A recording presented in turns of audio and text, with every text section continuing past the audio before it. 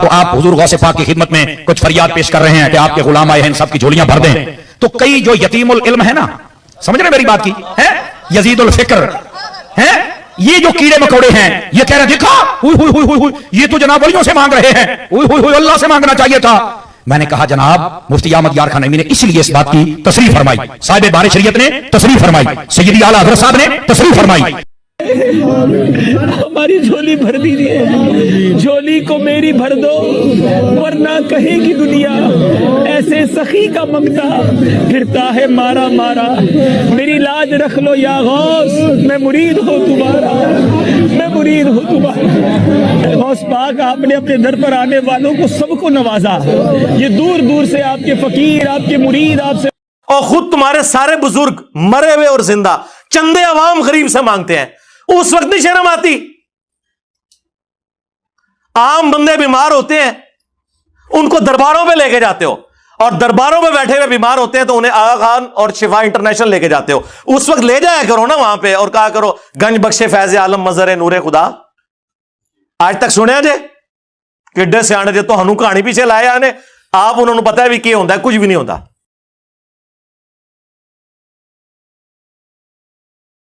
یہ جو شرکیہ activity perform کرنی ہے وہ آپ خود کرو اور پھر نکالو اس میں سے جو نکلتا ہے، اور یہ کہانیاں کروانی بند کر دیں آپ لوگ. اصل میں ان لوگوں نے قرآن و سنت تو پڑھا نہیں ہوا، یہ بزرگ بابوں کی کتابیں پڑھتے ہیں. یہ جو کیڑے مکوڑے ہیں یہ کہہ رہے دیکھا ہوئی ہوئی ہوئی ہوئی ہوئی یہ تو جناب ولیوں سے مانگ رہے ہیں، ہوئی ہوئی ہوئی اللہ سے مانگنا چاہیے تھا. میں نے کہا جناب مفتی احمد یار خان نعیمی نے اس لیے اس بات کی تصریح فرمائی، صاحب بار شریعت نے تصریح فرمائی، سیدی اعلیٰ حضرت صاحب نے تصریح فرمائی، ہمارے تمام بزرگوں نے تصریح فرمائی. اب یہ اس طرح کی باتیں پتہ کیوں کرتے ہیں؟ انہوں نے بابوں سے یہی کچھ سیکھا ہوا ہے. بابا جی بابا جی بابا جی بابا جی ایک سوال ہے بابا جی، اگر آپ ہوا میں سونا نکال سکتے ہیں بابا جی تو دیش کی غریبی کیوں نہیں مٹا دیتے بابا؟ جواب بابا جی، جب آپ خود سونا نکال سکتے ہو تو ہم لوگوں سے چندہ کیوں لیتے ہو بابا جی؟ جواب ہری اوم ہری اوم ہری اوم. یہ رانگ نمبر ہے، یہ رانگ نمبر ہے. ہاں آیا نا یاد؟ یہ انہوں نے یہی کچھ سیکھا ہوا ہے. میرے بھائی سورہ توبہ پڑھے، سب سے کرٹیکل جنگ نبی الاسلام کی مبارک زندگی کی غزوہ تبوک، 1.5 لاکھ کی فوج لے کر کیسر روم عرب کے بارڈر پہ آ گیا ہے، دنیا کی سب سے بڑی سپر پاور، اور نبی علیہ السلام کے پاس صرف 30,000 جانثار صحابہ ہیں جن کے پاس سامان بھی پورا نہیں ہے، اور مخالفت میں 1.5 لاکھ کا لشکر. باقی صحابہ جا نہیں سکتے ساتھ. سورہ توبہ آیت نمبر 92 میں اللہ تعالیٰ فرماتا ہے کہ اے نبی علیہ السلام تمہارے پاس لوگ حاضر ہوتے ہیں کہ ہمارے لیے کوئی سواری کا بندوبست کر دیں، ہم بھی آپ کے ساتھ جائیں جہاد کے لیے. تو تم ان سے فرماتے ہو کہ میں کوئی ایسی چیز نہیں پاتا کہ جس کے ذریعے میں تمہاری مدد کر سکوں، تمہارے لیے سواری اور جانے کا ساز و سامان ارینج کر سکوں. تو تم دیکھتے ہو کہ یہ تم سے اس حال میں پلٹتے ہیں کہ ان کی آنکھیں آنسوؤں سے تر ہوتی ہیں اس غم کے سبب کہ وہ اپنے نبی کے ساتھ مل کر اللہ کی راہ میں جہاد نہیں کر سک رہے. تو اس وقت حضور علیہ السلام نے تو نہیں اوپر دیکھا تو سونا، درخت دیکھا تو سونا، ادھر دیکھا تو سونا. وہ تو ترمذی میں اوپر تلے 2-3 احادیث موجود ہیں کہ سیدنا عثمان غنی رضی اللہ تعالیٰ عنہ علیہ السلام نے اپنی جو دولت تھی حضور کے قدموں پہ نچھاور کی تبوک کے موقع پر، اور نبی علیہ السلام نے انہیں جنت کی بشارت سنائی. تو ظاہری اسباب تو اختیار کر رہے ہیں. نبی علیہ السلام کی تو کہیں یہ تعلیمات نہیں ہے کہ آپ کو پیاس لگے تو آپ جو ہے وہ 10 دفعہ دروشی پڑھ لیں، بھوک لگے تو 10 دفعہ آپ سبحان اللہ و بحمدہ سبحان اللہ العظیم پڑھ لیں. میرے بھائی اللہ نے دنیا کو اسباب کے ساتھ جوڑا ہے، تو آپ اس قسم کی چیزیں کیوں لوگوں کو بتاتے ہیں؟ نبی علیہ السلام کی تو کہیں یہ تعلیمات نہیں ہے. آپ نے تو ہمیشہ اسباب کو اختیار کرنے کا حکم دیا اور اس کے بعد مسبب الاسباب سے دعا مانگنے کا حکم دیا. صحیح مسلم میں تقدیر والے چیپٹر میں آلموسٹ 50 کے قریب احادیث ہیں، 50 to 60. اس کی جو آخری حدیث ہے نا وہ حضرت ابو ہریرہ رضی اللہ تعالیٰ عنہ کو نبی علیہ السلام نے فرمایا، اے ابو ہریرہ جو چیز تجھے نفع دے اس کے لیے پوری کوشش کرنا، اس کے بعد اللہ سے مدد طلب کرنا، کاہلی نہ کرنا، سستی نہ کرنا. پھر بھی تیرے خلاف رزلٹ آ جائے تو پھر کہنا جو اللہ کی مرضی. اگر مگر نہ کہنا، اگر مگر شیطان کا دروازہ کھول دیتا ہے. لیکن یہ اینڈ پہ ہے، کوشش پوری کرنا، پھر اللہ سے مدد طلب کرنا. ہاں، گنج بخش فیض عالم نہیں، اللہ سے مدد. اس کے بعد کاہلی اور سستی نہیں کرنی، کوشش بھی کرنی ہے اور کاہلی اور سستی بھی نہیں کرنی. پھر بھی رزلٹ خلاف آئے پھر کہنا جو اللہ کی مرضی، کہ ٹھیک ہے اللہ تعالیٰ کو یہ منظور نہیں تھا، اپنی ایفرٹ تو پوری پٹ کرنی ہے. یہ کون سا دین ہے جو آپ لوگوں کو سکھا رہے ہیں؟ ہماری جھولی بھر دیجیے، جھولی کو میری بھر دو ورنہ کہے گی دنیا ایسے سخی کا منگتا پھرتا ہے مارا مارا. میری لاج رکھ لو یا غوث، میں مرید ہوں تمہارا، میں مرید ہوں تمہارا. غوث پاک آپ نے اپنے در پر آنے والوں کو سب کو نوازا. یہ دور دور سے آپ کے فقیر، آپ کے مرید آپ سے. آپ اس نبی کے ماننے والے ہو جس نبی نے آپ کو ہر نماز کی ہر رکعت میں سورۃ الفاتحہ تعلیم فرمائی ہے. اور اس میں جو آیت نمبر 4 ہے، ایاک نعبد و ایاک نستعین، اے اللہ ہم عبادت بھی صرف تیری کرتے ہیں اور مدد بھی، یعنی دعا بھی صرف تجھی سے مانگتے ہیں. آپ یہ پیش کریں، اچھا جی آپ روٹی امی سے نہیں مانگتے، اے وچو نکلدا جے نہ دے. قرآن کا مذاق اڑاتے ہیں یہ لوگ. اور جی کوئی پانی میں ڈوب رہا ہو تو وہ پھر اللہ کو پکارے گا یا وہاں پر موجود بندوں کو پکارے گا؟ اندازہ کریں جی. وہ مسلم کی حدیث میں آ گیا نا کہ پہلے کوشش کرے گا، بندوں کو پکارے گا، اسباب اختیار کرے گا، اور پھر اللہ سے مدد بھی طلب کرے گا کہ اے اللہ یہ جو سبب میں اختیار کر رہا ہوں یہ اس قابل ہو کہ مجھے بچا لے. جی یہ کہاں لکھا ہے؟ جی قرآن میں لکھا ہوا ہے وَتَعَاوَنُوا عَلَى الْبِرِّ وَالتَّقْوَى وَلَا تَعَاوَنُوا عَلَى الْإِثْمِ وَالْعُدْوَانِ. نیکی اور پرہیزگاری کے کاموں میں ایک دوسرے کی مدد کرو، برائی میں ایک دوسرے سے الگ رہو. قرآن میں حکم ہے کہ روٹی امی سے مانگنی ہے، اور امی کو حکم ہے کہ اس نے بیٹے کو کھلانی ہے. پورا قرآن پڑھ کے تو دیکھو، تم لوگوں کو کہانیاں کروائی ہوئی ہیں جی روٹی امی سے مانگیں گے. او میرے بھائی ایک سمپل سی بات ہے، آپ یہ میرے سامنے بیٹھے ہیں، میں آپ کو کہتا ہوں مجھے پانی پلا دیں، سامنے موجود ہے. آپ بغداد شریف میں وہاں بھی قبر کے اندر ہے، میں مجھے پانی پلا دیں، وہی بات وہی جملہ غائب میں پکارنا ہو جائے گا، یہ شرک ہو جائے گا. کیا تمہاری یہی ڈیوٹی ہے کہ تم لوگوں کو شرک کے دروازے کھول کھول کے بتاتے رہو، حالانکہ شرک ہوتا نہیں ہے؟ قبر پر نہیں جانا چاہیے تھا، وہاں نہیں مانگنا چاہیے تھا ان سے. تو میں نے کہا پھر مجھے بتاؤ، امام اعظم ابو حنیفہ رضی اللہ تعالیٰ عنہ آپ کی قبر انور پر حضرت امام شافعی جاتے ہیں اور فرماتے ہیں جب بھی کوئی مشکل آتی ہے میں وہاں چل کے دعا کرتا ہوں، نفل پڑھتا ہوں، اور ان کے وسیلے سے جب دعا کرتا ہوں تو اللہ تعالیٰ میری جھولی بھر دیتا ہے، میری مشکل حل فرما دیتا ہے.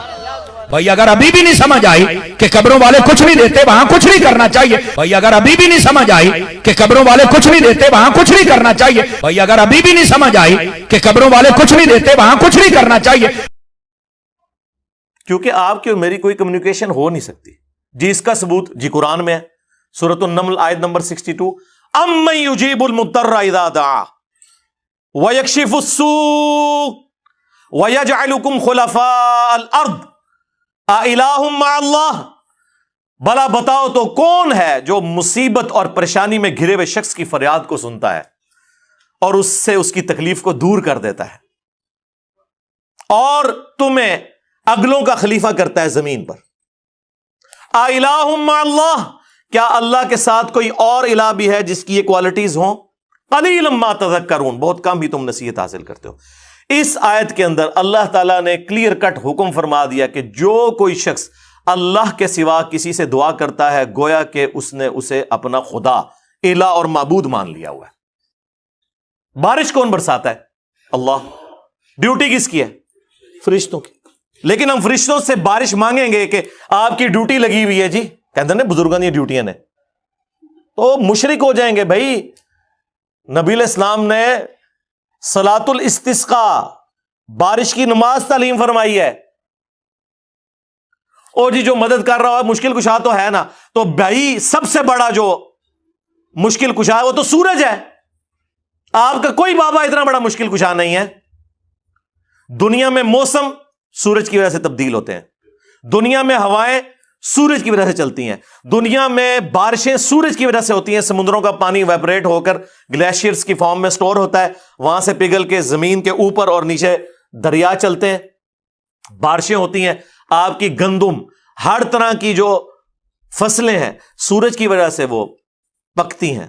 تو کیا ہم کہیں گے المدد یا سورج ذرا آپ بادلوں سے باہر تشریف لے آئیے کہ سردی کا موسم قریب آ رہا ہے، اور بادلوں میں چھپ جائیے کہ گرمی کا موسم قریب آ رہا ہے؟